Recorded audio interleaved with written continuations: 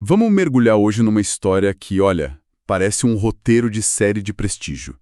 Tem cobiça, um rei mimado, uma rainha manipuladora e um assassinato por um pedaço de terra. É verdade. O palco aqui é o capítulo 21 do livro bíblico de 1º Reis.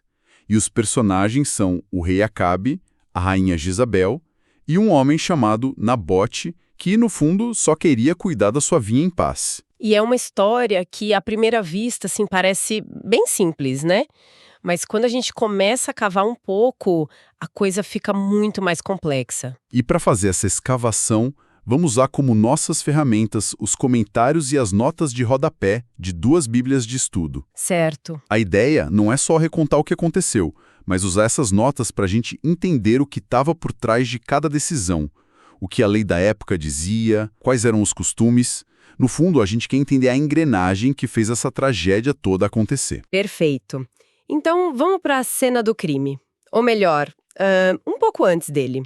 A história começa com o rei Acabe, lá no palácio dele em Jezrael. Ele olha pela janela e vê a vinha de Nabote, que fica colada no terreno dele. E ele decide que quer aquele espaço. Para fazer uma horta. Para fazer uma horta, é isso. Ele vai até Nabote e faz uma proposta que, honestamente, soa bem razoável. Ele diz: me passa sua vinha, eu te dou uma melhor em outro lugar, ou, se preferir, te pago o valor dela em dinheiro. Uma oferta de compra direta vinda do homem mais poderoso do reino. Hoje em dia, a maioria das pessoas, sei lá, pularia de alegria com uma proposta dessas. Pois é.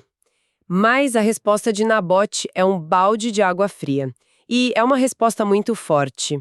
Ele diz: que o Senhor me livre de dar a herança de meus pais. Uau! Isso muda completamente o tom da conversa.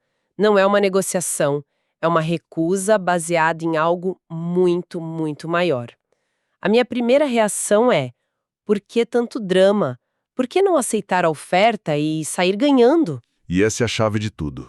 É exatamente aqui que as notas de estudo abrem a nossa mente. A recusa de Nabote não era teimosia, sabe? Ou desrespeito ao rei. Não era um capricho. De jeito nenhum. Era obediência a um princípio fundamental da sociedade israelita da época. Para eles, a terra não era só um imóvel, um ativo financeiro. A lei, especialmente em livros como Levítico, estabelecia que a terra pertencia a Deus e era concedida às famílias como uma herança perpétua. Vender a terra da família era como vender um pedaço da sua história, da sua identidade e da aliança que seus ancestrais fizeram com Deus. Uau! Isso muda tudo. Então, quando Nabote fala a herança de meus pais, ele está falando de algo sagrado, não é um negócio imobiliário, é uma questão de fé, de lealdade à sua linhagem. Exatamente. Vender aquela terra seria, na prática, apagar a família dele do mapa da aliança. Era um ato de infidelidade religiosa e familiar. E o mais irônico é que Acabe, como rei de Israel, deveria ser o maior defensor dessa lei. Claro! A recusa de Nabote não foi um insulto, foi um lembrete silencioso dos deveres do próprio rei. Só que o rei não recebe bem o lembrete.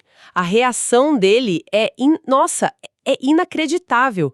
O texto diz que ele volta para casa aborrecido e indignado. Ele se joga na cama, vira o rosto para a parede e se recusa a comer. É uma birra. É um rei com poder absoluto agindo como uma criança que não ganhou o brinquedo que queria. É quase patético. Demonstra uma mentalidade de eu quero, eu pego, né? Que ignora qualquer lei ou tradição que se coloque no caminho. E é essa vulnerabilidade, essa birra de rei, que abre a porta para a verdadeira vilã da história, Jezabel. Sim. Ela o encontra nesse estado deplorável e o provoca com uma pergunta brutalmente direta. Você está governando Israel ou não? É uma provocação e tanto. Ela está basicamente dizendo: você é o rei ou é um rato? Haja como tal. E então ela faz a promessa: levante-se, coma, fique feliz. Eu vou te dar a vinha de Nabote. Ela assume o controle total da situação. E o que me fascina aqui é a inteligência perversa do método dela. Jezabel não age como uma tirana primitiva, sabe? Mandando guardas para tomar a terra na marra. Que seria o mais óbvio, né? Seria óbvio, criaria um escândalo. E, em vez disso, ela decide usar a própria estrutura do Estado, a própria lei. Como uma arma. Exatamente. Como uma arma para cometer o crime perfeito. É mais assustador. porque é mais sofisticado. Como exatamente ela arma esse plano? Ela orquestra um teatro de legalidade. Primeiro, ela escreve cartas em nome de Acabe e sela com um sinete real, o que as torna um decreto oficial. As cartas são enviadas para as autoridades da cidade de Nabote, os anciões e os nobres. O plano é diabólico nos detalhes. Ela manda que eles proclamem um jejum. Um jejum? Mas por quê? Pois é, parece estranho, né? É para criar uma fachada de crise espiritual. Um jejum público sinalizava que algo terrível tinha acontecido na comunidade. Um pecado grave que precisava ser expiado. Isso preparava o terreno psicológico para o que viria a seguir, dando um ar de legitimidade e urgência ao processo. Era pura manipulação. Pura manipulação de massas. Uma cortina de fumaça religiosa para esconder um assassinato? A audácia é impressionante. Exatamente. Depois, ela instrui que Nabote seja colocado num lugar de destaque na Assembleia. E então, vem o golpe de mestre. Ela ordena que contratem 2 testemunhas falsas, que o texto descreve como homens malignos, para o acusarem publicamente. E a acusação tinha que ser precisa: blasfêmia contra Deus e amaldiçoar o rei. Uma acusação dupla que cobria todas as bases. Perfeitamente calculada. As notas de estudo ressaltam que, segundo a lei mosaica, esses eram crimes capitais, puníveis com a morte. E a lei também exigia no mínimo 2 testemunhas para uma condenação. Ela seguiu o manual. Jezabel estava seguindo o protocolo legal à risca, mas corrompendo cada etapa. E o mais importante, a condenação por esses crimes resultaria no confisco de todos os bens do acusado pela coroa. E a vinha? A vinha, legalmente, passaria para as mãos de Acabe. Era um assassinato judicial. Ela não estava quebrando a lei, estava torcendo a lei até ela se tornar uma arma. E o que mais me choca é pensar na cumplicidade dos líderes da cidade. Ninguém questionou essa ordem absurda vinda da capital. Aparentemente não. O texto é frio, direto. Os líderes da cidade fizeram exatamente o que Jezabel mandou. Eles convocaram o jejum, colocaram Nabote no banco dos réus, e os 2 homens se levantaram e fizeram a falsa acusação. O povo, provavelmente manipulado por essa atmosfera de crise religiosa, acreditou. E Nabote foi condenado. Foi. Arrastado para fora da cidade e apedrejado até a morte. É terrível. E algumas notas até sugerem que a crueldade não parou por aí, certo? Alguns estudiosos, baseados em outras passagens, acreditam que os filhos de Nabote também foram executados. Nossa! Isso seria para garantir que não houvesse herdeiros legais que pudessem, no futuro, reclamar a terra de volta. Se isso aconteceu, foi a aniquilação completa de uma família, para satisfazer o desejo de um rei por uma horta. Com o serviço sujo feito, Jezabel vai até Acabe e simplesmente anuncia: pode ir lá pegar a vinha. Nabote está morto. E Acabe, o mesmo homem que estava deitado na cama moado, se levanta na hora e vai tomar posse do seu prêmio. Não há um pingo de hesitação, de remorso, nada nesse momento. Mas é exatamente aí, no momento da vitória dele, quando ele está pisando na terra ensanguentada, que a história dá uma virada cinematográfica. A palavra de Deus vem ao profeta Elias, talvez a figura mais austera e temida de Israel, com uma ordem muito clara. Vai encontrar Acabe. Ele está na vinha que acabou de roubar. Eu consigo imaginar a cena. Acabe, todo satisfeito, talvez já planejando um dia plantar os legumes, e de repente, do nada, surge a figura sombria de Elias. O clima deve ter congelado na mesma hora. Com certeza. E Elias não chega com rodeios, ele vai direto ao ponto com uma pergunta retórica que é como um soco no estômago. Você matou e ainda por cima tomou a herança? E antes que Acabe possa gaguejar uma resposta, Elias entrega a sentença divina. E a linguagem é brutal. Muito. No mesmo lugar onde os cães lamberão o sangue de Nabote, os cães lamberão também o seu próprio sangue. É uma justiça poética terrível. O castigo reflete o crime de forma visceral. E a maldição não se limita a ele, certo? Ela se espalha. Sim, a sentença é para toda a dinastia dele. A linhagem de Acabe seria exterminada. E para Jezabel, a arquiteta do plano, há uma profecia ainda mais específica e humilhante.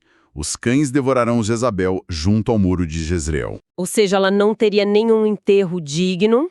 Ela, que usou a lei para matar, teria um fim sem lei, sem sepultura, sendo comida por animais. Sobre o cumprimento dessas profecias, as notas de estudo apontam uma curiosidade, uma aparente contradição sobre a morte de Acabe, não é?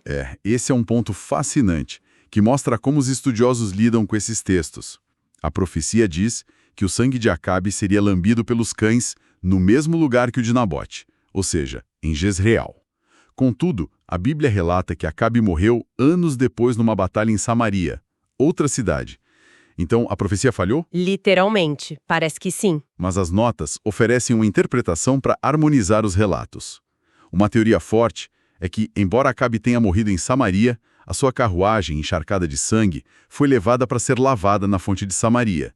E ali, naquele lugar, os cães lamberam o sangue dele. Ah, entendi. Então, o espírito da profecia, a imagem humilhante do seu sangue sendo lambido por cães, se cumpriu, mesmo que não no local geográfico exato. Faz sentido. Isso nos lembra que estamos lidando com textos antigos, onde a mensagem teológica muitas vezes prevalece sobre a precisão geográfica. E depois de receber essa sentença pavorosa, Acabe, que até então parecia completamente sem consciência, tem outra reação surpreendente.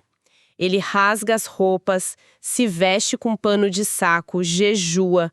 Ele faz todo o ritual de luto e arrependimento. O mesmo homem que estava fazendo birra na cama agora se humilha publicamente. É uma mudança de 180 graus.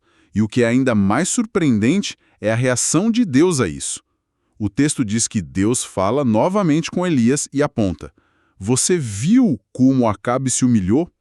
Por causa disso, não trarei o desastre durante a vida dele, mas sim durante o reinado de seu filho."